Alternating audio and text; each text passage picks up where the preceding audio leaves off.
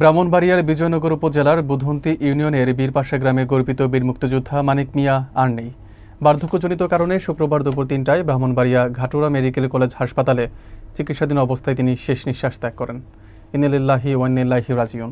মৃত্যুকালে তিনি ৩ ছেলে ও ৩ মেয়ে সহ অসংখ্য গুণগ্রাহী রেখে গেছেন। বিস্তারিত থাকছে শফিকুর রহমান শাহিনের প্রতিবেদনে। পারিবারিক সূত্রে জানা গেছে, বার্ধক্যজনিত পেটের সমস্যায় ভুগছিলেন তিনি। উমরা হজে যাওয়ার প্রস্তুতির মধ্যেই অসুস্থ হয়ে পড়লে প্রথমে তাকে মাধবপুর উপজেলা স্বাস্থ্য কমপ্লেক্সে নেওয়া হয়। পরে অবস্থার অবনতি হলে তাকে ব্রাহ্মণবাড়িয়া মেডিকেলে স্থানান্তর করা হয়। সেখানেই তিনি শেষ নিঃশ্বাস ত্যাগ করেন। শনিবার সকাল 11টায় রাষ্ট্রীয় মর্যাদায় গার্ড অব অনার প্রদান শেষে নিজ গ্রামের পারিবারিক কবরস্থানে দাফন করা হয়। দাফনকালে স্থানীয় প্রশাসনের কর্মকর্তারা, জনপ্রতিনিধি, মুক্তিযোদ্ধা, আত্মীয় স্বজন ও গণ্যমান্য ব্যক্তিবর্গ উপস্থিত ছিলেন। মৃত্যুকালে তিনি স্ত্রী, 3 ছেলে ও 3 মেয়ে রেখে গেছেন। বীর মুক্তিযোদ্ধা মানিক মিয়ার মৃত্যুতে এলাকায় শোকের ছায়া নেমে এসেছে। পরিবার ও স্থানীয়রা তার বিদেহী আত্মার মাগফিরাত কামনায় সবার কাছে দোয়া চেয়েছেন।